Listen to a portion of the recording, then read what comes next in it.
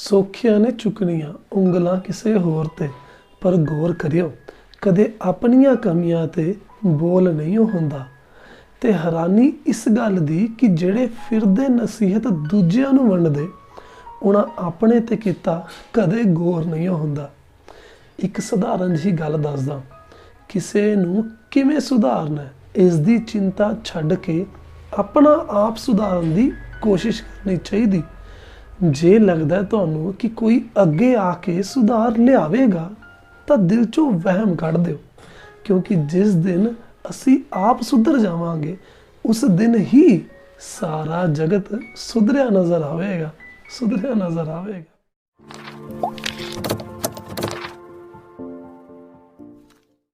ਸ਼੍ਰੀ ਅਕਾਲ ਜੀ, ਮੇਰਾ ਨਾਮ ਹੈ ਜਸਪ੍ਰੀਤ ਸਿੰਘ ਤੇ ਤੁਸੀਂ ਦੇਖ ਰਹੇ ਹੋ ਸਿੰਘ ਸਾਇੰਸ ਕਨਸੈਪਟ ਕਲਾਸਿਸ 2.0। ਤੇ ਅੱਜ ਆਪਾਂ ਜਿਵੇਂ ਕਿ ਮੈਂ ਪ੍ਰੋਮਿਸ ਕੀਤਾ ਸੀ 10ਵੀਂ ਕਲਾਸ ਇਕਨੋਮਿਕਸ ਪੰਜਾਬ ਬੋਰਡ ਵਾਲਿਆਂ ਵਾਸਤੇ ਕੰਟੀਨਿਊ ਕਰਦੇ ਹਾਂ। ਹਾਂਜੀ, ਤੇ ਇੱਕ ਅਜੀਬ ਜਿਹਾ ਟੌਪਿਕ ਜਿਹੜਾ ਤੁਹਾਡੀ ਬੁੱਕ ਦੇ ਵਿੱਚ ਨਹੀਂ ਹੈਗਾ, ਪਰ ਫਿਰ ਵੀ ਮੈਂ ਕਰਾਣਾ। ਗੱਲ ਕੀ ਹੈ, ਤੁਹਾਡੀ ਬੁੱਕ ਦੇ ਵਿੱਚ ਆਹ ਟੌਪਿਕ ਨੇ ਮੋਨੇਟਰੀ ਪਾਲਿਸੀ ਤੇ ਫਿਸਕਲ ਪਾਲਿਸੀ। ਮੌਦਰਿਕ ਨੀਤੀ ਹੈ, ਰਾਜਕੋਸ਼ੀ ਨੀਤੀ ਹੈ। ਜਦੋਂ ਡਿਟੇਲ ਕਰਾਉਂਦੇ ਹਾਂ ਤਾਂ ਗੱਲ ਤਾਂ ਠੀਕ ਹੈ, ਸਮਝ ਆ ਜਾਂਦੀ ਹੈ, ਪਰ ਪ੍ਰੋਬਲਮ ਆਉਂਦੀ ਹੈ ਮੇਨਲੀ। ਇੱਕ ਵਾਰ ਬੱਚੇ ਨੇ ਬੜੇ ਪਿਆਰ ਨਾਲ ਪੁੱਛਿਆ ਸੀਗਾ, ਸਰ ਜੀ ਜ਼ਰੂਰਤ ਕੀ ਹੈ? ਫਿਰ ਮੈਨੂੰ ਬੜਾ ਫੀਲ ਜਿਹਾ ਹੋਇਆ ਵੀ ਮੈਂ ਕਿ ਹਾਂ, ਮੈਂ ਸਾਰੀ ਡਿਟੇਲ ਕਰਾਤੀ ਤੇ ਇੱਕ ਆਹ ਜਿਹੜੀ ਗੱਲ ਹੈ ਜਿਹੜੀ ਬੁੱਕ ਦੇ ਵਿੱਚ ਵੀ ਨਹੀਂ ਲਿਖੀ ਪਈ, ਜ਼ਰੂਰਤ ਕੀ ਹੈ? ਜ਼ਰੂਰਤ ਪਹਿਲਾਂ ਮੈਂ ਦੱਸਣੀ ਸੋਚਿਆ ਵੀ ਮੈਂ ਤੁਹਾਨੂੰ ਹੁਣ ਮੈਂ ਪਹਿਲਾਂ ਜ਼ਰੂਰਤ ਦੱਸਾਂ। ਦੇਸ਼ ਦੇ ਵਿੱਚ ਜਦੋਂ ਆਪਾਂ ਇਕਨੋਮੀ ਕੰਟਰੀ ਦੀ ਗੱਲ ਕਰਦੇ ਹਾਂ, ਪੂਰੀ ਮੈਕਰੋ ਹੋਲ ਇਕਨੋਮੀ ਦੀ ਗੱਲ ਕਰਦੇ ਹਾਂ, ਤਾਂ ਇੱਕ ਬੜੀਆਂ ਵੱਡੀਆਂ ਜਿਹੜੀ ਦਿੱਕਤਾਂ ਨੇ ਉਹ ਆਹ ਨੇ, ਐਕਸੈਸ ਡਿਮਾਂਡ ਤੇ ਡੈਫੀਸ਼ੀਐਂਟ ਡਿਮਾਂਡ। ਜਦੋਂ ਮੰਗ 'ਚ ਵਾਧਾ ਤੇ ਜਦੋਂ ਮੰਗ 'ਚ ਘਾਟਾ ਹੋ ਜਾਂਦਾ। ਐਕਸੈਸ ਡਿਮਾਂਡ ਦਾ ਮਤਲਬ ਇੰਨਾ ਹੈ ਕਿ ਇਨਫਲੇਸ਼ਨਰੀ ਗੈਪ ਪੈਣ ਵਾਲਾ ਹੈ, मतलब लोगों को पैसा ज़्यादा है, लोग मंग बहुत ज़्यादा कर रहे हैं। तो जो लोग मंगते उन्होंने मंग ज़्यादा होंगी है, इट मीनस वो खर्चन नूं तैयार बैठे ने। देखो गल ये होंगी है कि जो लोग खर्चन नूं तैयार बैठे ने, पर उधरों प्रोड्यूसर को जिन्हें समान बना के देना है उहदे कोल तां लिमिट है ना, वो किन्ना कुछ बना के दे देगा। पर फिर भी जो लोग धक्का करन भी नहीं सानूं चाहिए, फिर प्रोड्यूसर की करेगा? सोच के देखो, प्रोड्यूसर अपनी चीज़ों के रेट बढ़ा देगा तो उसनूं कहना इनफ्लेशनरी गैप आ जाता है। उधरले पासे डेफिसिट डिमांड का की चक्कर है, जो डिमांड घट आ, जिन्नी की डिमांड होनी चाहिए है उदों घट है डिमांड, तो फिर इत्थे आंदा डिफलेशनरी गैप। गल ये होंदी है कि डिफलेशन हो जाती है, कीमतां घटनियां भी स्टार्ट हो सकदियां ने। देखो दोनों ही सिचुएशन दे विच प्रोड्यूसर नूं नुकसान है, पूरी इकोनॉमी नूं भी नुकसान है। किवें? इत्थे नुकसान इस करके हुंदा है कि कीमतां 'च वाधा हो जाऊगा तो आमद ते मार पऊगी। कीमतां 'च वाधा होगा क्योंकि प्रोड्यूसर नूं मजबूरी बस करना पैना, लोग तां कर रहे ने धक्का, व्यस्त लेनी है चीज़, ठीक है जी। पर उस तो फिर भी एक तरीके नाल प्रॉपर डिमांड पूरी नहीं होनी, डिमांड उस तो पूरी नहीं होनी क्योंकि उहदे कोल रिसोर्सिस उन्नी ने बनाने वास्ते, तो प्रॉफिट का उत्थे नुकसान होगा उन्हें, क्योंकि वो ज़्यादा बना के दे ही नहीं सकता। हार क्यों की करेगा? कीमतां बढ़ा देगा। इत्थे डिफलेशनरी गैप सीधी गल है, डेफिसिट डिमांड है कि लोगों की डिमांड ही नहीं हैगी, तो उस करके उहदा प्रॉफिट बेचारा घट गया क्योंकि समान ही नहीं बिक रहा ज़्यादा। हुण दोनों सिचुएशन मैं पहला कह रहा माड़ियां ने, ते दोनों दा हल देखो। मेन प्रॉब्लम क्या है, ये सिचुएशन ऐसी है जो लोगों को पैसा ज़्यादा होंदा हाथ च, इकोनॉमी दे विच पैसा होंदा ज़्यादा। ये ऐसी सिचुएशन है जो पैसा होंदा घट, ते सरकार कोल कुछ हल ने इन्हां दोहां सिचुएशनस नूं सैट करने वास्ते। मतलब ना तो बहुता उपर चढ़े ना बहुता थल्ले आवे, एक लिबरम की सिचुएशन लेके आने वास्ते। ते सरकार को जो दो हल ने वो आ ने, मॉनेटरी पॉलिसी ते फिस्कल पॉलिसी। हुण मैं 2-3 मिनट थोड़े लंघाते, माफ़ करें, बट मैं समझदा सी भी इसनूं समझना पहला जरूरी है। हुण आपां देखदे हां भी इत्थे हल इहदे नाल किवें होऊगा। ਸਭ ਤੋਂ ਪਹਿਲਾਂ ਮੌਦਰਿਕ ਨੀਤੀ ਹੁੰਦੀ ਕੀ ਹੈ? ਮੌਦਰਿਕ ਨੀਤੀ ਉੱਤੇ, ਮੋਨਿਟਰੀ ਪਾਲਿਸੀ ਦੇ ਉੱਤੇ ਸਰਕਾਰ ਦਾ ਕੰਟਰੋਲ ਹੈਗਾ। ਅਸਲ 'ਚ ਸਰਕਾਰ ਨਹੀਂ, RBI ਦਾ ਕੰਟਰੋਲ ਹੈ, RBI ਦਾ। ਠੀਕ ਹੈ, ਜਿਹੜੇ ਆਪਣਾ ਰਿਜ਼ਰਵ ਬੈਂਕ ਆਫ ਇੰਡੀਆ ਹੈ, ਕੇਂਦਰੀ ਬੈਂਕ ਹੈ, ਜਿਹੜਾ ਆਪਣਾ ਮੇਨ ਬੈਂਕ ਹੈ, ਜਿਹੜਾ ਨੋਟ ਛਾਪਦਾ ਹੈ, ਬਾਕੀ ਬੈਂਕਾਂ ਦਾ ਧਿਆਨ ਰੱਖਦਾ ਹੈ, ਸਾਰੇ ਬੈਂਕਾਂ ਦੀ ਐ ਨਿਗਾਹ ਰੱਖਦਾ ਹੈ ਵੀ ਕੋਈ ਗੜਬੜ ਤਾਂ ਨਹੀਂ ਕਰਦਾ, ਉਹਨਾਂ ਕੋਲ ਇਹ ਅਥਾਰਟੀ ਹੈ। ਉਹ ਸਾਰਾ ਦੇਖਦੇ ਨੇ ਹਿਸਾਬ ਕਿਤਾਬ ਮੋਨਿਟਰੀ ਪਾਲਿਸੀ ਦਾ। ਹੁੰਦਾ ਕੀ ਹੈ, ਕਰਨਾ ਕੀ ਹੈ ਉਹਨਾਂ ਨੇ? ਮੌਦਰਿਕ ਪਾਲਿਸੀ ਜਿਹੜੀ ਹੈ, ਮੌਦਰਿਕ ਨੀਤੀ ਮੁਦਰਾ ਨਾਲ ਰਿਲੇਟਡ ਹੈ, ਮਨੀ ਨਾਲ ਰਿਲੇਟਡ ਹੈ, ਨੀਰੇ ਪੈਸੇ ਨਾਲ ਰਿਲੇਟਡ ਹੈ। ਕਰਨਗੇ ਕੀ? ਦੇਖੋ, ਬੈਂਕ ਕੋਲ ਇੱਕ ਬੜਾ ਸੋਹਣਾ ਜਿਹਾ ਸਿਸਟਮ ਹੈ। ਉਹ ਚਾਹੇ ਤਾਂ ਇਕਨੋਮੀ ਦੇ ਵਿੱਚ ਪੈਸਾ ਭੇਜ ਸਕਦੀ ਹੈ, ਉਹ ਚਾਹੇ ਤਾਂ ਇਕਨੋਮੀ ਚੋਂ ਪੈਸਾ ਕੱਢ ਵੀ ਸਕਦੀ ਹੈ। ਇਕਨੋਮੀ ਚੋਂ ਪੈਸਾ ਕੱਢਣਾ, ਇਕਨੋਮੀ 'ਚ ਪੈਸਾ ਭੇਜਣਾ ਮਤਲਬ ਇਹ ਨਹੀਂ ਹੈ ਕਿ ਕਿਸੇ ਦੀ ਜੇਬ ਚੋਂ ਪੈਸਾ ਕੱਢਣਾ ਜਾਂ ਕਿਸੇ ਦੀ ਜੇਬ 'ਚ ਪੈਸਾ ਪਾਉਣਾ। ਮੈਂ ਪੂਰੀ ਇਕਨੋਮੀ ਦੀ ਗੱਲ ਕਰ ਰਿਹਾ। ਦੇਖੋ ਕਿਵੇਂ, ਸਮਝੋ, ਕੁਝ ਚੀਜ਼ਾਂ ਨੇ ਜਿਸ ਤਰੀਕੇ ਨਾਲ ਉਹ ਪੈਸਾ ਇਕਨੋਮੀ ਚੋਂ ਲੈ ਕੇ ਕੱਢ ਵੀ ਸਕਦੇ ਨੇ, ਪੂਰੇ ਮਾਰਕੀਟ ਦੇ ਵਿੱਚੋਂ ਲਾ ਲਓ। ਜਦੋਂ ਆਪਾਂ ਕਹਿੰਦੇ ਨਾ ਮੰਦੀ ਪੈ ਗਈ, ਮਤਲਬ ਲੋਕਾਂ ਕੋਲ ਪੈਸੇ ਹੈ ਹੀ ਨਹੀਂ ਗੇ। ਇਹ ਨਹੀਂ ਹੈਗਾ ਵੀ ਇੱਕ ਕੋਲ ਨਹੀਂ ਹੈਗੇ, ਬਹੁਤਿਆਂ ਕੋਲ ਨਹੀਂ ਹੈਗੇ। ਪੂਰੇ ਬਾਜ਼ਾਰ ਦੀ ਗੱਲ ਹੈ, ਪੂਰੀ ਇਕਨੋਮੀ ਦੀ ਗੱਲ ਹੈ। ਹੁਣ ਦੇਖੋ, ਬੈਂਕ ਰੇਟ ਹੈ ਪਹਿਲਾਂ ਇੱਕ। ਜਿਵੇਂ ਬੈਂਕ ਰੇਟ ਕੀ ਹੁੰਦਾ ਹੈ ਕਿ RBI ਕਿਹੜੇ ਰੇਟ ਤੇ ਕਮਰਸ਼ੀਅਲ ਬੈਂਕਾਂ ਨੂੰ ਲੋਨ ਦਿੰਦੀ ਹੈ। ਹੁਣ ਸੋਚ ਕੇ ਦੇਖੋ, ਅਗਰ ਤਾਂ ਇਨਫਲੇਸ਼ਨ ਹੈ, ਪੈਸਾ ਵਾਧੂ ਹੈ ਲੋਕਾਂ ਕੋਲ, ਤਾਂ RBI ਬੈਂਕ ਰੇਟ ਵਧਾ ਦਿੰਦੀ ਹੈ ਤਾਂ ਕਿ ਕਮਰਸ਼ੀਅਲ ਬੈਂਕਾਂ ਨੂੰ ਲੋਨ ਲੈਣਾ ਔਖਾ ਹੋ ਜਾਵੇ। ਤੇ ਜੇ ਕਮਰਸ਼ੀਅਲ ਬੈਂਕਾਂ ਕੋਲ ਪੈਸਾ ਨਹੀਂ ਆਊਗਾ, ਕਮਰਸ਼ੀਅਲ ਬੈਂਕ ਕਿਹੜੇ ਹੁੰਦੇ ਨੇ? ਆ ਜਿਹੜੇ ਆਪਣੇ PNB, SBI ਆ, ਜਿਹੜੇ ਆਪਣੇ ਜਿਹਨਾਂ 'ਚ ਆਪਾਂ ਨੇ ਅਕਾਊਂਟ ਖੁਲਾ ਰੱਖੇ ਨੇ, ਆਹ ਵਾਲੇ ਬੈਂਕ ਦੀ ਗੱਲ ਕਰ ਰਹੇ ਹਾਂ। ਹੁਣ ਜਿਹੜੇ ਆਹ ਵਾਲੇ ਬੈਂਕਾਂ ਨੂੰ ਅਗਰ ਲੋਨ ਲੈਣਾ ਔਖਾ ਹੋ ਗਿਆ ਤਾਂ ਆਹ ਸਿਚੁਏਸ਼ਨ ਸੈੱਟ ਹੋ ਜਾਂਦੀ ਹੈ, ਤਾਂ ਲੋਕਾਂ ਕੋਲ ਵੀ ਪੈਸੇ ਘੱਟ ਜਾਂਦੇ ਨੇ। ਤੇ ਹੁਣ ਇੱਕ ਗੱਲ ਹੋਰ, ਜਦੋਂ ਇਹ ਜਿਹੀ ਸਿਚੁਏਸ਼ਨ ਹੈ, ਜਿਵੇਂ ਕਰੋਨਾ ਦੇ ਟਾਈਮ ਹੋਈ ਸੀਗੀ, ਜਦੋਂ ਕਰੋਨਾ ਕਰਕੇ ਸਟਾਰਟਿੰਗ 'ਚ ਸੀਗਾ ਨਾ, ਕਾਫੀ ਬੰਦ ਹੋ ਗਿਆ ਸੀ ਸਾਰਾ ਕੁਝ, ਤਾਂ ਇਕਨੋਮੀ ਬਹੁਤ ਡਾਊਨ ਹੋ ਗਈ ਸੀਗੀ, ਡਿਮਾਂਡ ਵੀ ਡੈਫੀਸ਼ੀਐਂਟ ਹੋ ਗਈ ਸੀਗੀ, ਬੁਰੇ ਹਾਲ ਹੋ ਗਏ ਸੀਗੇ। ਤਾਂ ਸਰਕਾਰ ਇਹ ਚਾਹੁੰਦੀ ਸੀ ਕਿ ਵੱਧ ਤੋਂ ਵੱਧ ਇਕਨੋਮੀ 'ਚ ਪੈਸਾ ਘੁੰਮੇ, ਪੈਸਾ ਪਹੁੰਚੇ ਲੋਕਾਂ ਕੋਲ ਤੇ ਲੋਕ ਖਰਚਾ ਕਰਨ। ਤਾਂ ਉਸ ਟਾਈਮ ਬੈਂਕ ਰੇਟ ਕਾਫੀ ਘਟਾ ਦਿੱਤਾ ਸੀ ਇਹਨਾਂ ਨੇ, ਤਾਂ ਕਿ ਜਿਹੜੇ ਕਮਰਸ਼ੀਅਲ ਬੈਂਕ ਨੇ ਸੌਖੇ ਤਰੀਕੇ ਨਾਲ ਕਰਜ਼ਾ ਲੈ ਲੈਣ ਤੇ ਇਕਨੋਮੀ ਦੇ ਵਿੱਚ ਕਰਜ਼ਾ ਪਹੁੰਚ ਜਾਏ, ਪੈਸਾ ਪਹੁੰਚ ਜਾਵੇ। ਆਈ ਥਿੰਕ ਤੁਸੀਂ ਗੱਲ ਸਮਝ ਗਏ ਮੇਰੀ। ਦੂਸਰੀ ਚੀਜ਼ ਹੈ ਓਪਨ ਮਾਰਕੀਟ ਆਪਰੇਸ਼ਨ, ਖੁੱਲੇ ਬਾਜ਼ਾਰ ਦੀਆਂ ਕਿਰਿਆਵਾਂ। ਜਦੋਂ RBI ਮਾਰਕੀਟ ਆਪਰੇਸ਼ਨਸ ਕਿਆ ਹੁੰਦੇ ਨੇ, ਪਹਿਲਾਂ ਇਹ ਸਮਝ ਲਓ। ਸੱਚ, ਸਿਕਿਉਰਿਟੀਜ਼ ਨਾਲ ਰਿਲੇਟਡ, ਸ਼ੇਅਰਸ ਨਾਲ ਰਿਲੇਟਡ, ਵੇਚਣਾ ਖਰੀਦਣਾ ਸਿਕਿਉਰਿਟੀਜ਼ ਨੂੰ।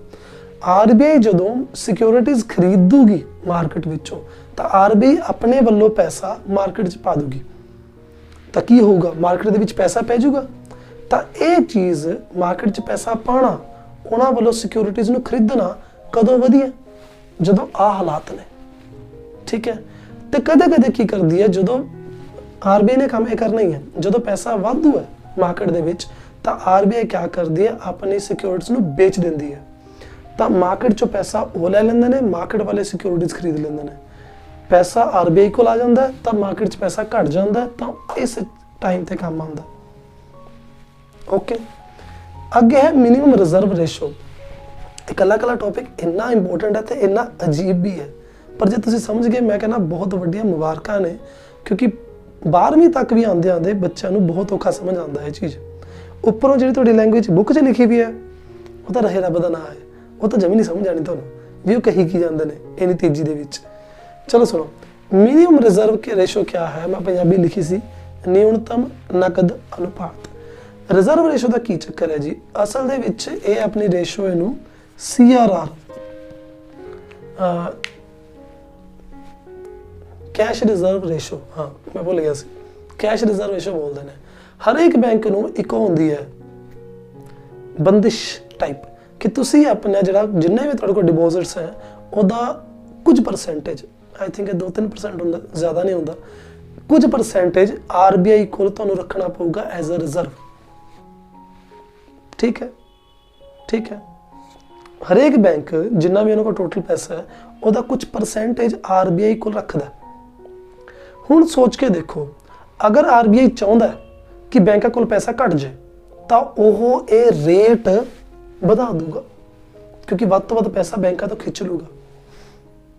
ਤਾਂ ਇਹ ਸਿਚੁਏਸ਼ਨ ਵਧੀਆ ਕੰਮ ਆਊਗੀ ਇਸ ਟਾਈਮ ਤੇ। ਅਗਰ RBI ਚਾਹੁੰਦਾ ਹੈ ਕਿ ਬੈਂਕਾਂ ਕੋਲ ਪੈਸਾ ਰਵੇ, ਤਾਂ ਫਿਰ ਇਹਦਾ ਰੇਟ ਉਹ ਘਟਾ ਦੂਗਾ।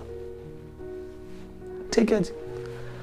ਲਿਕੁਇਡਿਟੀ ਰੇਸ਼ੋ, ਸਟੈਚੂਟਰੀ ਲਿਕੁਇਡਿਟੀ ਰੇਸ਼ੋ ਬੋਲਦੇ ਨੇ ਵੈਸੇ, SLR ਬਹੁਤ ਜ਼ਿਆਦਾ ਮਸ਼ਹੂਰ ਹੈ, ਤਰਲਤਾ ਅਨੁਪਾਤ। ਇਹ ਅਪਰੋਕਸੀਮੇਟ 20-22% ਦੇ ਲਵੇ ਤਵੇ ਹੁੰਦੀ ਹੈ। ਆਈ ਥਿੰਕ ਹੁਣ 19-18 ਇਹ ਚੇਂਜ ਹੁੰਦਾ ਰਹਿੰਦਾ। ਚੀਜ਼ ਕੀ ਹੈ, ਹਰੇਕ ਬੈਂਕ ਕੋਲ ਦੇਖੋ ਇੱਕ ਸਿਚੁਏਸ਼ਨ ਇਹੋ ਜਿਹੀ ਹੁੰਦੀ ਹੈ, ਜਿੰਨਾ ਵੀ ਆਪਾਂ ਪੈਸਾ ਬੈਂਕ ਜਮ੍ਹਾਂ ਕਰਾਉਂਦੇ ਹਾਂ, ਤੁਹਾਨੂੰ ਪਤਾ ਹੋਏਗਾ ਬੈਂਕਾਂ ਦੀ ਮੇਨ ਕਮਾਈ ਕੀ ਹੈ, ਉਹ ਪੈਸਾ ਡਿਪੋਜ਼ਿਟ ਲੈਂਦੇ ਨੇ ਤੇ ਲੋਕਾਂ ਨੂੰ ਲੋਨ ਦੇ ਦਿੰਦੇ ਨੇ। ਆਪਾਂ ਨੂੰ ਉਸ 'ਤੇ ਵਿਆਜ ਬੜਾ ਘੱਟ ਮਿਲਦਾ, ਪਰ ਜਦੋਂ ਜਿਨ੍ਹਾਂ ਨੂੰ ਲੋਨ ਦਿੰਦੇ ਨੇ ਉਹਨਾਂ ਤੋਂ ਬੜਾ ਸੋਹਣਾ ਵਿਆਜ ਲੈ ਲੈਂਦੇ ਨੇ। ਇਸ 'ਚ ਮੇਨ ਕਮਾਈ ਹੁੰਦੀ ਹੈ ਉਹਨਾਂ ਨੂੰ। ਪਰ ਬੈਂਕ ਵੀ ਆਪਣੇ ਸਾਰੇ ਡਿਪੋਜ਼ਿਟ ਨੂੰ ਲੋਨ ਤੇ ਨਹੀਂ ਦੇ ਸਕਦਾ।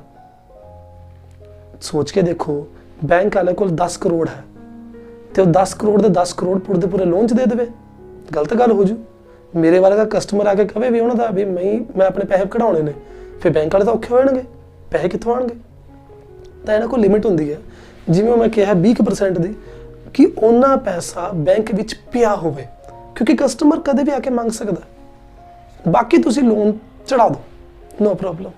ਹੁਣ ਗੱਲ ਕੀ ਹੈ, ਗੱਲ ਇਹ ਹੈ ਜੀ, ਜਿਹੜਾ ਉਹ ਬੈਂਕ 'ਚ ਪਿਆ ਹੋਵੇ, ਬਾਕੀ ਲੋਨ ਚੜਾ ਦਿਓ ਵਾਲੀ ਗੱਲ ਹੈ ਜਿਹੜੀ, ਅਗਰ ਇਹ ਰੇਟ ਨੂੰ ਵਧਾ ਦਿੱਤਾ ਜਾਵੇ ਤਾਂ ਲੋਕਾਂ ਵਾਸਤੇ ਲੋਨ ਲੈਣ ਦਾ ਜਿਹੜਾ ਲਿਮਿਟ ਹੈ ਨਾ, ਉਹ ਹੋਰ ਘੱਟ ਜੂਗੀ। ਅਗਰ ਇਹ ਰੇਟ ਵਧਾ ਦਿੱਤਾ ਜਾਵੇ ਤਾਂ ਬੈਂਕ ਵਿਚਾਰੇ ਲੋਨ ਨਹੀਂ ਦੇ ਸਕਣਗੇ ਲੋਕਾਂ ਨੂੰ।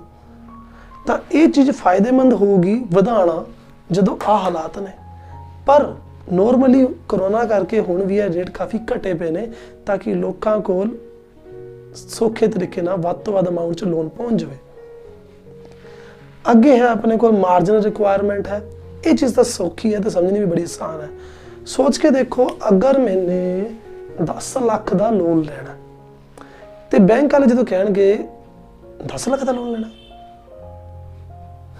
ਹਾਂ ਮੈਂ ਕਹੂੰਗਾ ਵੀ 10 ਲੱਖ ਦਾ ਲੋਨ ਲੈਣਾ ਹੈ, ਕੋਈ ਖਾਸ ਗੱਲ ਨਹੀਂ। ਬੈਂਕ ਵਾਲੇ ਕਹਿਣਗੇ ਫਿਰ ਐਂ ਕਰੋ ਜੀ, ਸਿਕਿਉਰਿਟੀ ਦਿਓ, ਗਹਿਣੇ, ਤਾਂ ਕੁਛ ਨਾ ਕੁਛ ਤਾਂ ਗਹਿਣੇ ਰੱਖਣਾ ਪਊਗਾ, ਕੁਛ ਨਾ ਕੁਛ ਤਾਂ ਸਬੂਤ ਦੇਣਾ ਪੈਣਾ ਕਿ ਮੈਂ 10 ਲੱਖ ਵਾਪਸ ਮੋੜੂ।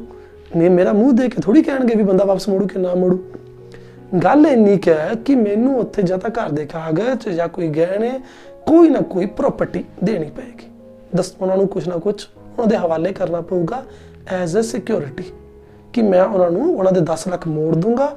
ਜੇ ਨਾ ਮੋੜ ਸਕਿਆ ਤਾਂ ਮੇਰੀ ਉਹ ਪ੍ਰੋਪਰਟੀ ਦੱਬ ਲੈਣ, ਨੋ ਪ੍ਰੋਬਲਮ। ਅਗਲੀ ਗੱਲ ਇਹ ਹੈ ਕਿ ਜਿੰਨੇ ਦੀ ਉਹ ਪ੍ਰੋਪਰਟੀ ਮੰਗਣਗੇ, ਹੁਣ ਧਿਆਨ ਨਾਲ ਸੁਣਿਓ, ਅਗਰ ਮੇਰਾ ਲੋਨ 10 ਲੱਖ ਦਾ ਤਾਂ ਘੱਟੋ ਘੱਟ ਮੇਰੇ ਕੋਲ 13 ਜਾਂ 14 ਲੱਖ ਦੇ ਲਵੇ ਦੀ ਪ੍ਰੋਪਰਟੀ ਸਿਕਿਉਰਿਟੀ ਦੇ ਤੌਰ ਤੇ ਮੰਗਣਗੇ। ਕਿਉਂ? ਉਹ ਮੇਰੇ ਤੋਂ 10 ਲੱਖ ਦੀ ਸਿਕਿਉਰਿਟੀ ਕਿਉਂ ਨਹੀਂ ਮੰਗਣਗੇ? ਉਹ ਕਹਿਣਗੇ ਜਿਹੜੀ ਤੂੰ 10 ਲੱਖ ਦੀ ਸਿਕਿਉਰਿਟੀ ਦੇ ਰਿਹਾ, ਕੱਲ ਨੂੰ ਉਹਦਾ ਰੇਟ ਘਟ ਗਿਆ, ਫਿਰ ਅਸੀਂ ਕਿੱਥੇ ਜਾਵਾਂਗੇ? ਸਾਡਾ ਤਾਂ ਨੁਕਸਾਨ ਹੋ ਜਾਊਗਾ। ਤਾਂ ਬੈਂਕ ਵਾਲੇ ਹਮੇਸ਼ਾ ਤੁਹਾਡੇ ਤੋਂ ਗਹਿਣੇ ਵੱਧ ਅਮਾਊਂਟ 'ਚ ਧਰਵਾਉਣਗੇ। ਸਿਕਿਉਰਿਟੀ ਜਿਹੜੀ ਤੁਹਾਡੇ ਤੋਂ ਗਹਿਣੇ ਧਰਾਉਣਾ ਹੈ, ਉਹ ਵੱਧ ਦੀ ਅਮਾਊਂਟ ਧਰਾਉਣਗੇ। ਸਿਕਿਉਰਿਟੀ ਉਹਨਾਂ ਦੀ ਟੈਨਸ਼ਨ ਹੁੰਦੀ ਹੈ ਭਾਈ, ਵੀ ਉਹਨਾਂ ਨੂੰ ਹੁੰਦਾ ਹੈ ਕਿ ਕੱਲ੍ਹ ਨੂੰ ਰੇਟ ਉੱਪਰ ਥੱਲੇ ਹੁੰਦਾ ਕਿ ਉਹਨਾਂ ਨੂੰ ਨੁਕਸਾਨ ਹੋ ਜਾਵੇ। ਅਗਲੀ ਗੱਲ ਇਹ ਹੈ, ਆਹ ਫਰਕ ਨਜ਼ਰ ਆਇਆ, ਕਿੰਨੇ ਦਾ ਫਰਕ ਹੈ? 3 ਲੱਖ ਦਾ ਫਰਕ ਹੈ। ਇਸ ਨੂੰ ਕਹਿੰਦੇ ਆ ਮਾਰਜਨ ਰਿਕੁਆਇਰਮੈਂਟ। ਸੋਚ ਕੇ ਦੇਖੋ, ਇਹ ਵੀ RBI ਡਿਸਾਈਡ ਕਰਦਾ ਕਿ ਕਿੰਨਾ ਮਾਰਜਨ ਰਿਕੁਆਇਰਮੈਂਟ ਹੋਣਾ ਚਾਹੀਦਾ ਹੈ। ਅਗਰ ਤਾਂ ਇਹ ਜੇ ਮਾਰਜਨ ਰਿਕੁਆਇਰਮੈਂਟ ਕਹਾਂ ਮੈਂ 16 ਲੱਖ, ਅਗਰ ਉਹ ਵਧਾ ਦੇਣ ਤਾਂ ਆਮ ਬੰਦੇ ਨੂੰ ਲੋਨ ਲੈਣਾ ਬਹੁਤ ਔਖਾ ਹੋ ਜਾਊਗਾ। ਠੀਕ ਹੈ ਜੀ। ਅਗਰ ਇਹ ਮਾਰਜਨ ਰਿਕੁਆਇਰਮੈਂਟ ਇੰਨਾ ਕਰ ਦੇਣ, ਸਿਰਫ 1 ਲੱਖ ਦਾ, ਤਾਂ ਆਮ ਬੰਦੇ ਨੂੰ ਲੋਨ ਲੈਣਾ ਥੋੜਾ ਜਿਹਾ ਸੌਖਾ ਹੋ ਜਾਊਗਾ। ਤਾਂ ਗੱਲ ਇੰਨੀ ਹੈ ਕਿ ਜਦੋਂ RBI ਚਾਹੁੰਦਾ ਹੈ ਕਿ ਲੋਨ ਜ਼ਿਆਦਾ ਤੋਂ ਜ਼ਿਆਦਾ ਪਹੁੰਚੇ ਲੋਕਾਂ ਵੱਲ, ਤਾਂ ਉਹ ਰੇਟ ਘਟਾ ਦਿੰਦਾ, ਤੇ ਜਦੋਂ ਉਹ ਚਾਹੁੰਦਾ ਕਿ ਲੋਕਾਂ ਤੱਕ ਨਾ ਪਹੁੰਚੇ ਪੈਸਾ, ਤਾਂ ਉਹ ਰੇਟ ਇਸ ਦਾ ਵਧਾ ਦਿੰਦਾ। ਨੋਰਮਲੀ ਮਾਰਜਨ ਰਿਕੁਆਇਰਮੈਂਟ ਨੂੰ ਵਧਾ ਦਿੱਤਾ ਜਾਂਦਾ। ਇੱਥੇ 5 ਲਿਖੇ ਨੇ, ਇਸ ਤੋਂ ਇਲਾਵਾ 2-3 ਹੋਰ ਨੇ, ਪਰ ਮੈਂ ਨਹੀਂ ਦੱਸਦਾ। ਤੁਸੀਂ 11ਵੀਂ 12ਵੀਂ 'ਚ ਆਰਾਮ ਨਾਲ ਪੜ੍ਹਿਓ, ਨਹੀਂ ਫਿਰ ਤੁਸੀਂ ਕਹੋਗੇ ਵੀ ਸਰ ਜੀ ਐਵੇਂ ਫਾਲਤੂ ਇੰਨਾ ਕਰਾਈ ਜਾਂਦੇ ਨੇ।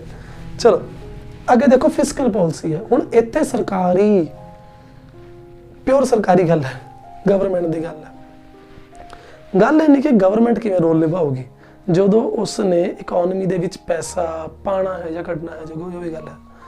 ਹੁਣ ਕੀ ਹਿਸਾਬ ਕਰਾਂਗੇ? ਦੇਖੋ, ਰਾਜਕੋਸ਼ੀ ਨੀਤੀ ਦੇ ਵਿੱਚ ਸਿਰਫ 2 ਹੀ ਗੱਲਾਂ ਮੇਨ ਹੁੰਦੀਆਂ ਨੇ, ਜਿਹੜੀ ਆਪਣੀ ਫਿਸਕਲ ਪਾਲਿਸੀ ਹੈ, ਕਿ ਸਰਕਾਰ ਖਰਚਾ ਕਿੱਥੇ ਕਰੇ ਤੇ ਸਰਕਾਰ ਇਨਕਮ ਕਿੱਥੋਂ ਲੈ ਕੇ ਆਵੇ। ਬਸ ਉਹ ਸਮਝਣਾ ਆਪਾਂ ਨੇ, ਤੇ ਜ਼ਿਆਦਾ ਆਪਾਂ ਟੈਨਸ਼ਨ ਲੈਣੀ ਨਹੀਂ। ਇਹਦੇ ਵਿੱਚ ਡਿਟੇਲ ਇਹਦੇ ਨਾਲ ਰਿਲੇਟਡ ਨਹੀਂ ਹੈ ਜ਼ਿਆਦਾ ਤੁਹਾਡੀ ਬੁੱਕ ਦੇ ਵਿੱਚ, ਨਾ ਮੈਂ ਤੁਹਾਨੂੰ ਫालतू ਦੱਸਣਾ ਵੀ ਹੈ। ਤੁਹਾਨੂੰ ਸਿੰਪਲ ਜੀ ਗੱਲ ਦੱਸਦਾ। ਪਹਿਲਾ ਹੈ ਸਰਵਜਨਿਕ ਇਨਕਮ ਦਾ। ਸਰਵਜਨਿਕ ਇਨਕਮ, ਸਰਕਾਰ ਨੂੰ ਇਨਕਮ ਕਿੱਥੋਂ ਹੁੰਦੀ ਹੈ? ਸੋਚ ਕੇ ਦੇਖੋ, ਸਰਕਾਰ ਨੂੰ ਕਿੱਥੋਂ ਇਨਕਮ ਹੁੰਦੀ ਹੈ? ਸਰਕਾਰ, ਤੁਹਾਨੂੰ ਕੀ ਲੱਗਦਾ ਸਰਕਾਰ ਕੋਈ ਫੈਕਟਰੀ ਲਾ ਕੇ ਬੈਠੀ ਹੈ ਜਾਂ ਕੋਈ ਹੋਰ ਕਮਾਈ ਕਰਦੀ ਪਈ ਹੈ? ਸਰਕਾਰ ਨੂੰ ਮੇਨ ਇਨਕਮ ਹੁੰਦੀ ਹੈ ਆਪਣੇ ਟੈਕਸਿਸ ਤੋਂ। ਆਪਾਂ ਜਿਹੜਾ ਟੈਕਸ ਦਿੰਦੇ ਹਾਂ, ਆਪਾਂ ਕਰ ਦਿੰਦੇ ਹਾਂ, ਉੱਥੋਂ ਇਨਕਮ ਹੁੰਦੀ ਹੈ। ਤੇ ਬਾਏ ਦਾ ਵੇ ਮੈਨੂੰ ਇੱਕ ਗੱਲ ਯਾਦ ਆਈ, ਮੈਨੂੰ ਪੁੱਛਦੇ ਸੀਗੇ ਸਰ ਜੀ ਤੁਸੀਂ ਪੰਜਾਬੀ ਅੰਗਰੇਜ਼ੀ ਪੜ੍ਹਾਉਂਦੇ ਹੋ, ਕੀ ਗੱਲ ਹੈ? ਉਹ ਮੈਂ ਕਿਹਾ ਗੱਲ ਕੁਛ ਨਹੀਂ ਹੈਗੀ, ਮੇਰੇ ਕੋਲ ਇੱਕ ਐਵੇਂ ਹੈ, ਮੇਰੇ ਇੱਕ ਫੋਨ ਦੇ ਇੱਕ ਪਾਸੇ ਅੰਗਰੇਜ਼ੀ ਲਿਖੀ ਹੁੰਦੀ ਹੈ, ਦੂਜੇ ਪਾਸੇ ਪੰਜਾਬੀ ਲਿਖੀ ਹੁੰਦੀ ਹੈ, ਬਸ ਆ ਚੱਕਰ ਹੈ। तो नजर नहीं आया? आ देखो, चलो काम की गल जो मैं तुहानूं दस रहा सीगा कि सरकार कोल क्या क्या है कमाई के साधन, मेनली टैक्सिस ने। टैक्सिस तुहानूं मैं पिछली बार भी समझाया सीगा क्या हुंदा अपना इनडायरैक्ट टैक्स है, डायरैक्ट टैक्स है जिहड़ा सरकार को पहुँचता है। डायरैक्ट टैक्स आपां डायरैक्टली दिंदे आ, इनडायरैक्ट टैक्स प्रोड्यूसर दिंदा है। इन्हां चीज़ां दे विच जिवें ਆਪਾਂ जो समान खरीदते हैं हरेक चीज़ ਦੇ ਵਿੱਚ GST ਹੁੰਦਾ लगभग, तो बस फिर वो जाता सरकार ਨੂੰ, वो इनडायरैक्ट टैक्स है। ਅੱਗੇ ਇਸ ਤੋਂ ਇਲਾਵਾ ਆਪਣੇ ਕੋਲ ਸਰਵਜਨਕ ਕਰਜ਼ੇ ਵਾਲਾ ਪੁਆਇੰਟ ਹੈ, ਇੱਕ ਪਬਲਿਕ ਡੈਟ ਹੈ। ਸਰਕਾਰ ਕਰਜ਼ੇ ਲੈਂਦੀ ਰਹਿੰਦੀ ਹੈ, ਚਾਹੇ ਉਹ RBI ਤੋਂ ਲਵੇ, ਜਨਤਾ ਦੇ ਰੂਪ ਮੇਨਲੀ ਇੱਥੇ ਇਹੀ ਹੈ। ਸਰਕਾਰ ਜਦੋਂ ਆਪਾਂ ਸਰਵਜਨਕ ਕਰਜ਼ੇ ਦੀ ਗੱਲ ਕਰਦੇ ਹਾਂ ਤਾਂ ਜੇ ਸਰਕਾਰ ਜਿਹੜੀ ਜਨਤਾ ਕੋਲੋਂ ਕਰਜ਼ੇ ਲੈਂਦੀ ਹੈ ਉਹ ਚੀਜ਼ ਹੈ ਜੀ। ਇਸ ਤੋਂ ਇਲਾਵਾ ਘਾਟੇ ਦੀ ਵਿੱਤ ਵਿਵਸਥਾ ਹੈ। ਡੈਫੀਸਿਟ ਫਾਈਨਾਂਸਿੰਗ ਵਾਲਾ ਪੁਆਇੰਟ ਆਪਾਂ ਪਿੱਛੇ ਕੀਤਾ ਸੀਗਾ ਤੇ ਉਹ ਕਾਫੀ ਲੰਬਾ ਸੀਗਾ। ਉਹਦੇ ਵਿੱਚ ਮੇਨਲੀ ਇਹੀ ਹੈ ਕਿ ਜਦੋਂ ਘਾਟਾ ਹੁੰਦਾ ਹੈ ਸਰਕਾਰ ਨੂੰ, ਕਿਸ 'ਚ ਘਾਟਾ ਹੁੰਦਾ? ਬਜਟ ਐਕਸਪੈਂਡੀਚਰ ਜ਼ਿਆਦਾ ਤੇ ਇਨਕਮ ਘੱਟ ਹੈ ਤਾਂ ਘਾਟੇ ਦੀ ਵਿੱਤ ਵਿਵਸਥਾ ਕੀਤੀ ਜਾਂਦੀ ਹੈ, ਮਤਲਬ ਉਸ ਨੂੰ ਫਾਈਨਾਂਸ ਕੀਤਾ ਜਾਂਦਾ, ਉੱਥੇ ਪੈਸਾ ਲਾਇਆ ਜਾਂਦਾ। ਤੇ ਉਹ ਪੈਸਾ ਲੱਗਦਾ ਕਿੱਥੋਂ ਹੈ? ਆਹੀ ਉਧਾਰ ਚੱਕ ਕੇ RBI ਤੋਂ ਲੈ ਕੇ, ਨੋਟ ਵਗੈਰਾ ਕਈ ਵਾਰ ਛਪਾ ਕੇ, ਪਬਲਿਕ ਤੋਂ ਆਪਣਾ ਕੀ ਇਹ ਵੀ ਕਰਜ਼ਾ ਵਗੈਰਾ ਲੈ ਕੇ ਜਾਂ ਬਾਹਰੋਂ ਵੀ ਕਰਜ਼ਾ ਲੈ ਲੈਂਦੇ ਨੇ। ਤਾਂ ਚੀਜ਼ਾਂ ਨੇ ਜੀ।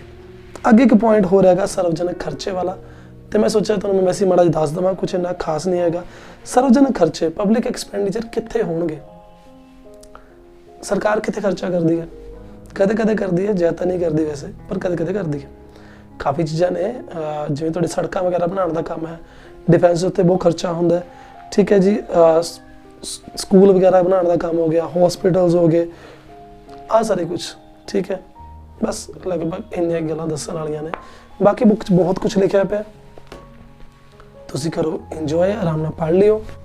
आई होप तुहानूं ये सारी गल्लां समझ आ गईयां होणीआं। मिलदे आं आपां नैक्सट वीडियो दे विच। चंगा जी, ते इस वीडियो च बस इन्ना कुछ ही। मिलदे आं आपां नैक्सट वीडियो दे विच। ये वीडियो तुहानूं किवें लगी प्लीज़ नीचे कमेंट करके दस्सिओ जी। बाकी साडियां होर वीडियोज़ दे लिंक तुहानूं ਇੱਥੇ ਮਿਲ ਜਾਣਗੇ। ਸਬਸਕ੍ਰਾਈਬ ਜ਼ਰੂਰ ਕਰ ਲਿਓ, ਵੱਧ ਤੋਂ ਵੱਧ ਪਲੀਜ਼ ਚੈਨਲ ਨੂੰ ਸ਼ੇਅਰ ਕਰਿਓ। ਤੇ ਅਗਰ ਤੁਸੀਂ ਮੇਰੇ ਕੰਮ ਨੂੰ ਸਪੋਰਟ ਕਰਨਾ ਚਾਹੁੰਦੇ ਹੋ ਤਾਂ ਨੀਚੇ Paytm ਨੰਬਰ ਦਿੱਤਾ ਹੋਇਆ। ਚੰਗਾ ਜੀ, ਸਤਿ ਸ਼੍ਰੀ ਅਕਾਲ।